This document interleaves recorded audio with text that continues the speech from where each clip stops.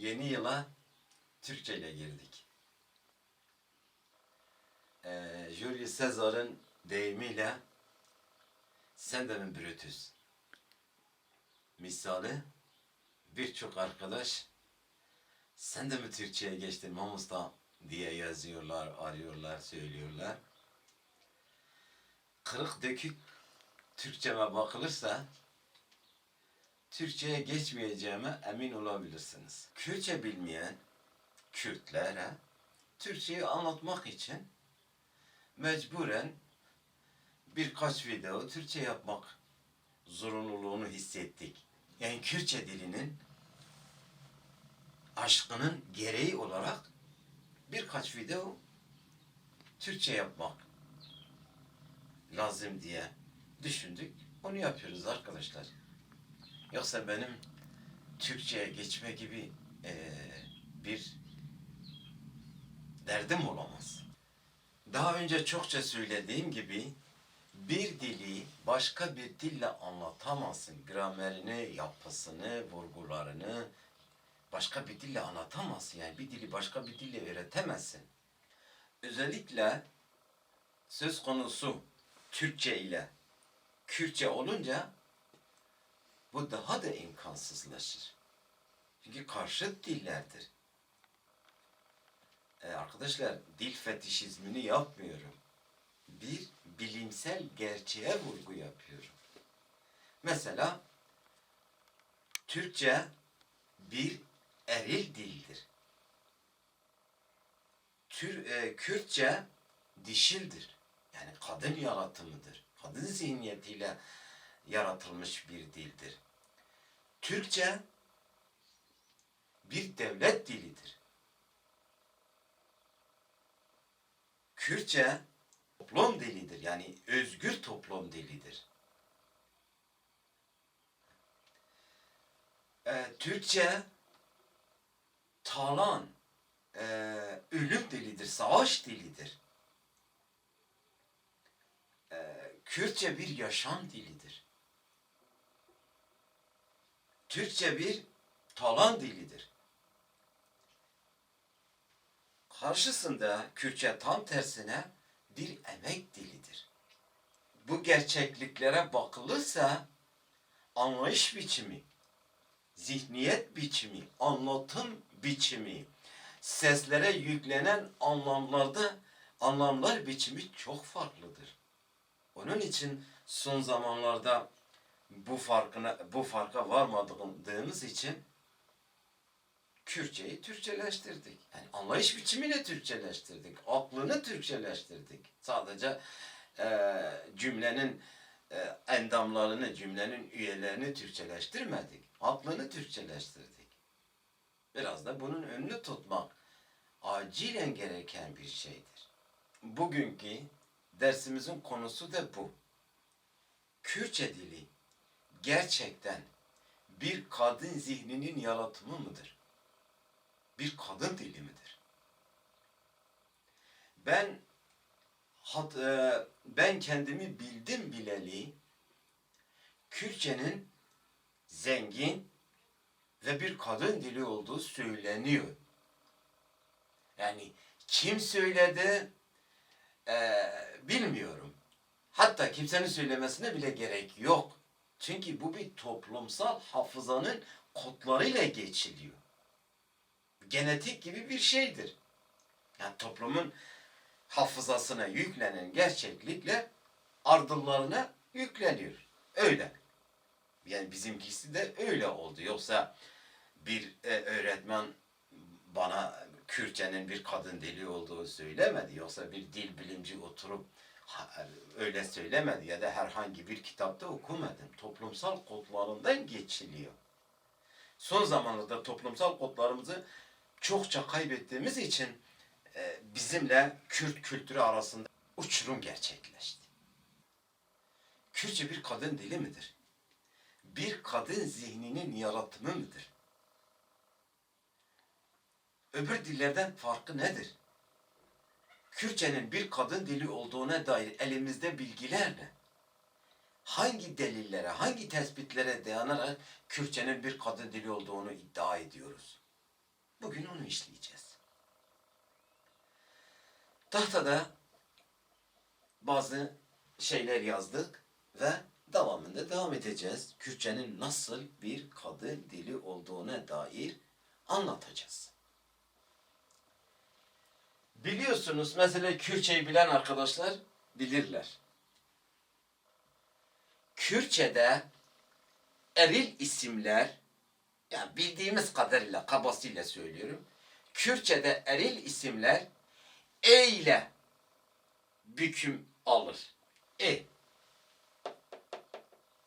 Kadın isimler a ile bükülür. Dolayısıyla buna son zamanlarda işte Celadet Bedirhan'dan günümüze ve katandeken binafkiri, ne binafkiri diye böyle araya şey girdi mi söylerler. İşte kurek ye hazali, kurek ye zelali. Bu ye ve katandektir. Binafkir ya da ne binafkir, öyle iki şeye ayrılır arkadaşlar, öyle bir şey yok. Bunları gahanektir. Zaten Kürtçe dersinde çok anlattım. Burada erkektir. Kurek ye. Hazali. Ama tam olarak birbirinden ayıramadığımız şey burada hazalın, yani kadının e bükümünü almasıdır. Burada bile düşünün. Burada bir hate mala rızgar. E bükümü eril almış. Burada e bükümü kadın almış. Dişil almış yani. O burada a var. Yani biz gahanek diyoruz. Havalı, müne bağlayan şey. Gahanek var diyoruz burada. Bağlaştır bu. Sahiplik bağlacıdır. Burada a var. Burada e var. İkisi de dişil. Burada e var. Bu eril. Burada da e var. Bu da eril. Şimdi arkadaşlar anlatacağız. Burada fiil cümlesi. Hazal burada öznedir. Yapan kişidir. Yani iş yapan kişidir. Buradaki Kürtçe'de anlattım. Sahip olma sesidir.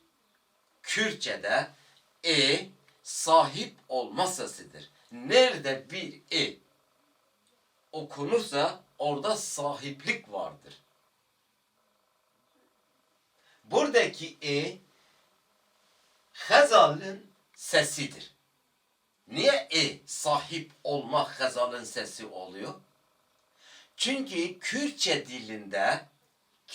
dilinin yapısında kadın merkezdir. Sahip kadındır. Şuradan bir şey yazalım. Daha iyi anlaşılır belki. We ve zamirleri var. We üçüncü tekil kişinin, eril tekil kişinin zamiridir. Ve üçüncü dişil tekil kişinin zamiridir. Düşünün. Ve. Şimdi bu ve idir, bu ve idir. Bu almış, bu i almış. Hatta şimdi bile, yani bizim en yüksek okullarımızda erilin sesi olarak, yani erilin harfi olarak şey yapıldığı için artık bir şey geliştirmişler. Bütün eril isimlerin sonuna getiriyorlar. Azadi Gut, Hamidi Çut falan, öyle sıralıyorlar falan. Şimdi anlatacağız. Niye burada we eril, ve dişildir. Hep söylüyoruz ya, eğer bu dilin anlamın kelimeye değil harfe yüklendiği gerçeğini algılamazsak, çözümlemezsek ve bu sistemle dilimizin gerçeğine yaklaşmazsak biz bu dille aramızda bu dille şey yapamayız. Yani bu dille bilim yapamayız. Bu dille okuyamayız, yazamayız. Böyle şey yok çünkü dilin bir gerçeği var. Bir çekirdeği var. Dilin çekirdeği, gerçeği nedir? Anlamın kelimeye değil harfe yüklemiş olmasıdır. Şimdi bakın buraya. We yani var, bu vardır arkadaşlar. Var, onattır, vardır. Yaşanılan coğrafya. Var. Aidiyettir arkadaşlar. Denilen ses Kürtçe'de her zaman aidiyettir. Biz ona aidit diyeriz. İsterse kelime yapısında olsun, isterse yapım eki olsun, isterse kelimenin önünde olsun. Hep aidiyettir. Burada vara ait. Burada eril aittir arkadaşlar. Vara aittir. Vara aittir. Sahip değildir. Burada nedir? Söylemiştik. Sahiplik sesidir. Sahip olma sesidir. Yine burası var. Burada ne var? Sahip var. Burada ve varın sahibidir. Bakınız. Vara aittir. Sahip değildir. Kürtçe dersinde çok anlattım. Örneğin bir misafir sizin eve geliyor. Uzun zamanda kalabilir ama evinize aittir, köyünüze aittir, sahip değildir. Ama siz köylüler, o evin ahalileri, o eve sahip olan kişilerdir. Aynı şeydir. Eril'in var üzerinde bir iddia, sahiplik iddiası yok. Sahip olan dişildir. Bak, sahip, ait. Dedik ya uzun zaman hatta şimdi bile bu erilin sesi olarak şey yapıldığı için artık bütün eril isimlere yüklendi. Bu vesileyle bunu da söyleyeyim arkadaşlar. 20 yıl Kürtçe dilini araştırdım. Aralıksız 20 yıl araştırdım. Edebiyatını yaptım, sanatını yaptım, bilimini yaptım. Ama Kürtçe dilinde erile ait bir remz, bir sembol, bir ses yok. Kürtçe dili %100 tamamen bir kadın dilidir. Bazı arkadaşlar çok kızarlar. Vay öğretmen, vay hoca, o zaman erkekler yok muydu ya da nerelerdeydi falan diye şey yaparlar, espri yaparlar. Arkadaşlar, erkekler vardı. Erkekler bu dilin yaratımına bayağı da katılmışlar sanırım. Ama bu dil kadın zihninle yaratılmış. Kadın zihninle seslere, kelimelere anlam yüklenmiş.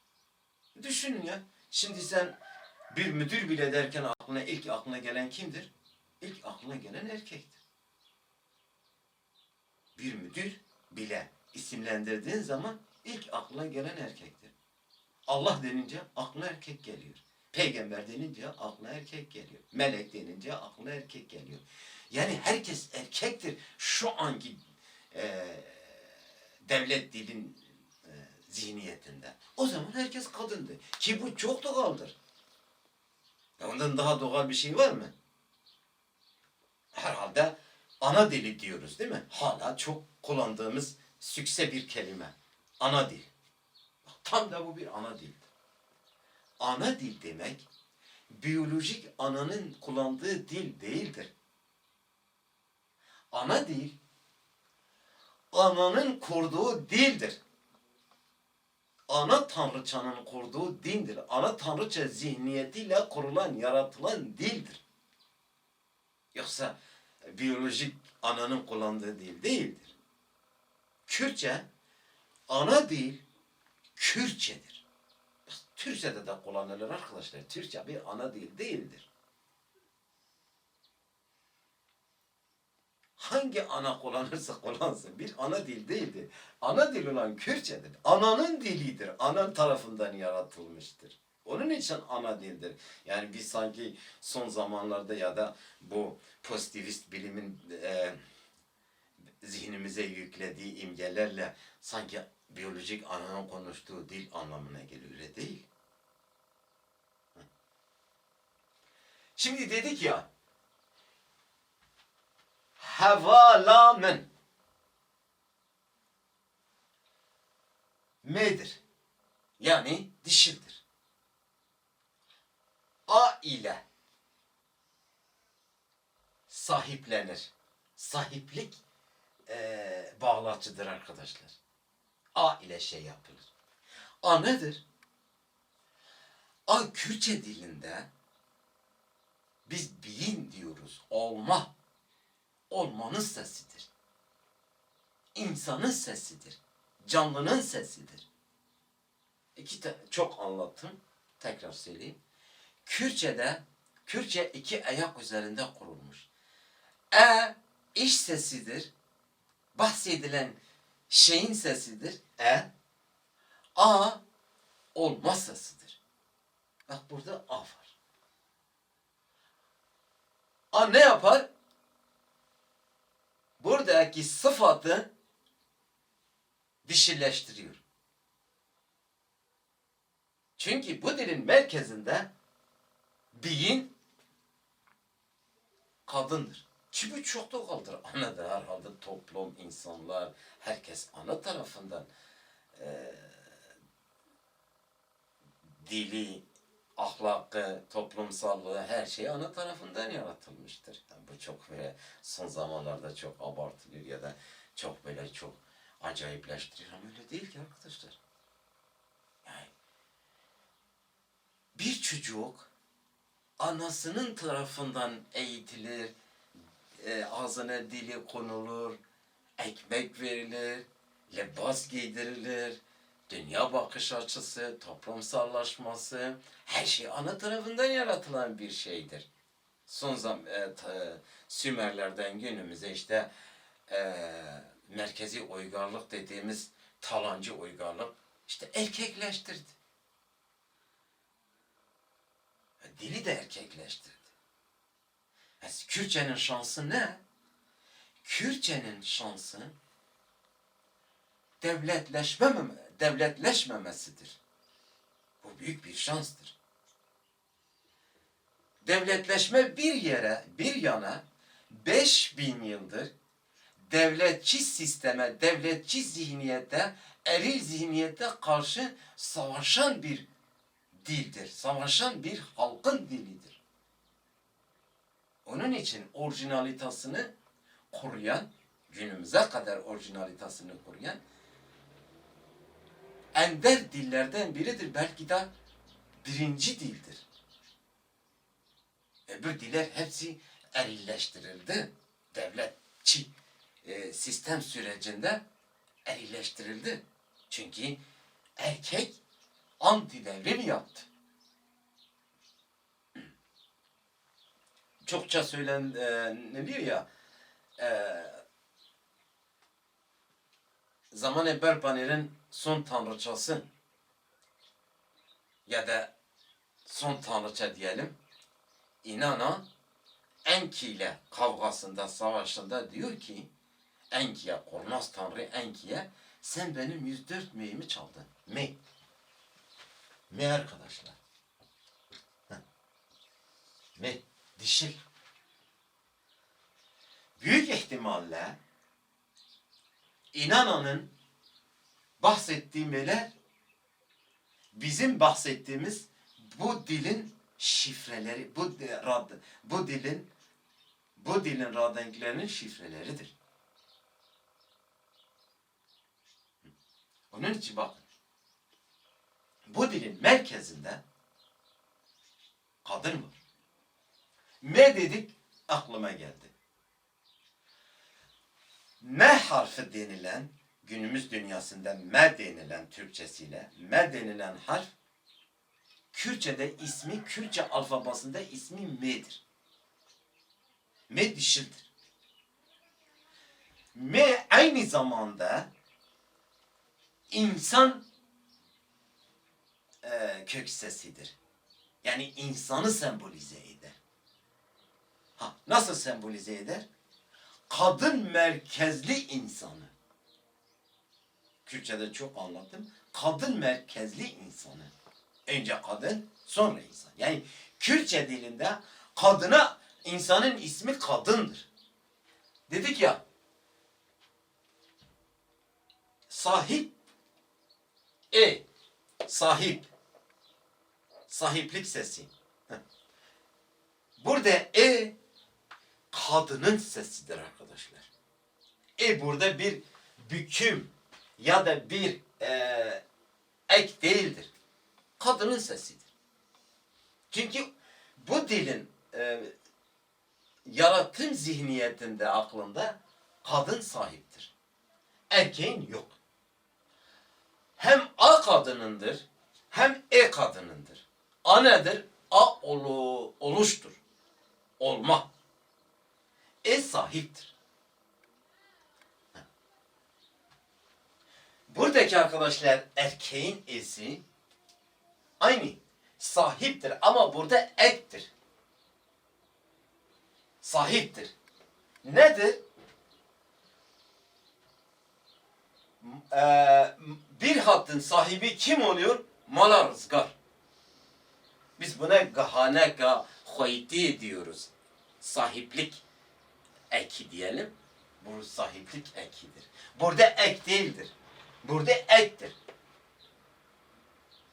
Bir hattı mala rızgara bağlayan sahiplik ekidir. Aynı. Burada da aynı şeydir.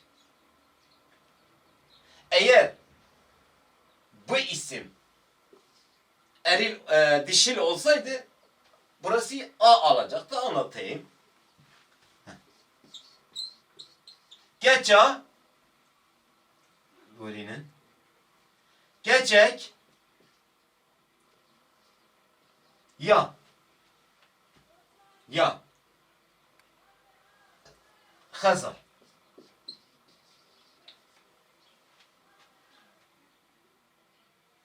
İşte olma harfi, bin harfi diyoruz Kürtçe'de, her zaman kadındır çünkü bu dilin merkezinde kadın vardır. Bahsettiğimiz 21 şifre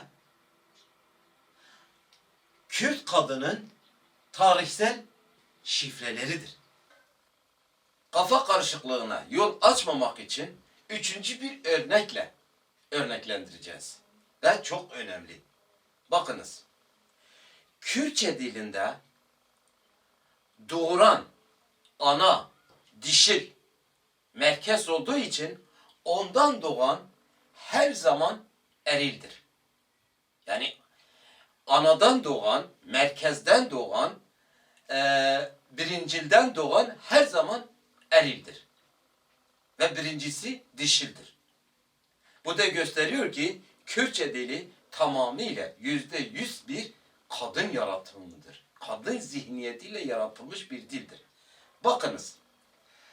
Burada han var. Han nedir?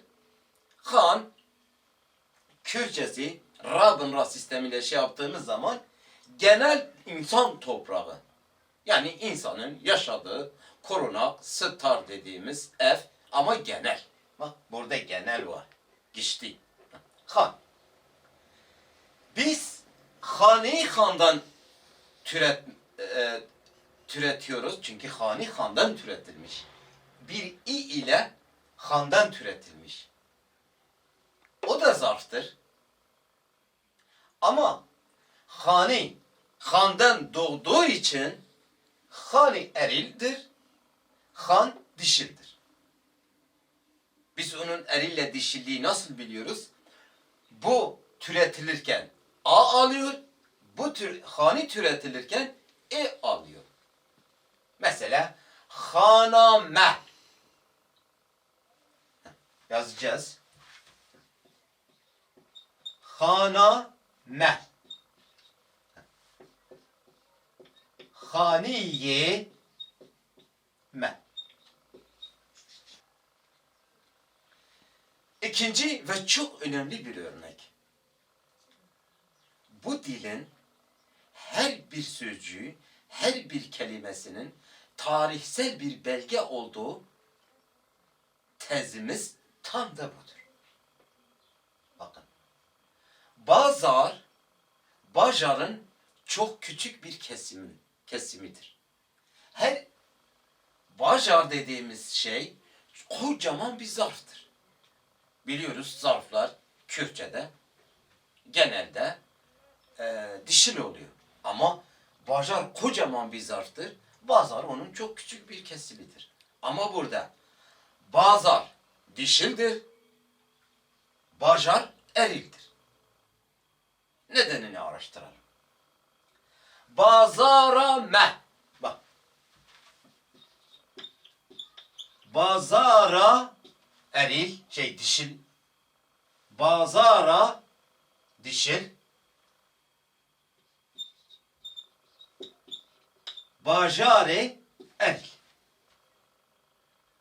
Kocaman bajar burada erildir. Onun bir kısmı dişildir. Neden? Nedeni şu arkadaşlar. Bakınız. Tarihsel belgelerdir bunlar. Burada bize ne anlatıyor? Diyor ki Bazar Bajar'dan daha eskidir. Bir, Bajar Bazar'dan türetilmiştir. Bazar'ın bir çocuğudur. Bazar'ın kurulduğu yerde Bajar kurulmuştur. Yani burada ana Bazar'dır. Ondan doğan çocuk Bajar'dır. Bu kanundan anlıyoruz bunu. Ve Kürtçe tamamıyla böyle bir dildir. Dahası arkadaşlar radenklerimiz var. 21 radenk var. Çok söyledik. 21 radenkimiz var. Diliyle dar, şifreli radengimiz dediğimiz sessiz harfler. Bu 21 radengin birçoğu yani 4'te 3'ten fazlası dişildir. Öbürler kalanlar da ortak olunan kelimelerdir. Örneğin i ile okunan yani gramatik ismi i ile okunan bi, ji, pi, ti büyük ihtimalle f olabilir. Ondan sonra bir iki daha şey varsa bunlar ortak kullanılan şeyler ama gerisi hepsi a ile okunur. A ile okunan bütün radenkler, kök sesler dişildir. Onun için diyoruz rahmeti Celadet Bedirhan'ın Türkçeden kopyalayıp Kürtçe'ye yüklediği gramatik sesler yanlıştır. Söylenecek o kadar çok şey var ki. Ama videomuzun daha fazla uzamaması için burada Kürt kadınlarına bir çağrı yapıyorum. Tarihin şafak vaktinde en doğal, en bereketli, en görkemli, en özgür ve demokratik uygarlığı, en ahlaki ve politik toplumsallığı, stranıyla, sanatıyla ve mimarisiyle en destansı ve en estetik yaşamı, biyoloji ve teolojiden tutalım, bütün sosyal ve doğal bilimlerin geliştirilmesi, sınırsız, sömürüsüz, sınıfsız ve devletsiz dünyamızın en muhteşem, en heybetli dönemi, Sitti dediğimiz siz Kürt kadınlarının önderliğinde bu dille anlamına kavuştu ve insan denilen varlık bu dille kendi farkına vardı, bu dille toplumsallaştı. Evreni, dünyayı, yaşamı 21 parçaya böldünüz. Ve her bir parçasını Radenk dediğimiz bir harfle anlamlandırdınız. Radenklerin killesi olarak isimlendirdiğimiz kök sözcükler tarihsel şifrelerinizdir. Birinci şafak vaktinin son tanrıçası İnanna, kurnaz tanrı Enki'ye sen benim 104 meyimi çaldın derken büyük ihtimalle bu şifrelerden bahsediyordu. Kürt dilinin tamamen bir ana kadın zihninin ürünü olduğu delilleriyle, ispatlarıyla ortaya koyduk. Her bir kelimesine yüklenen anlam eşsiz bir tarihi belge niteliğindedir. Merkezi uygarlık tarihi boyunca akıl almaz hilelerle ve zulüm gücüyle bu belgeler yok edilmeye çalışılmışsa da Kürt halkının destansı direnişiyle dimdik ayakta kalmayı başarmıştır. Belki de merkezi uygarlığın her şeyi kendinden başlatma, yutma makinesine karşı dimdik ayakta kalan ve günümüze kadar orijinalitesini koruyan ender dillerden biridir. Bu dilin şifrelerinde sizin ana tanrıçalığınız, tarihin şafak vaktinde kurduğunuz ve yönettiğiniz altın uygarlığınız, tarih boyunca biriktirdiğiniz alın teriniz gizlidir. Tarihin ikinci şafak vaktinde dilinize sahip çıkınız. Gelecek bir videoya kadar esenlikle kalın.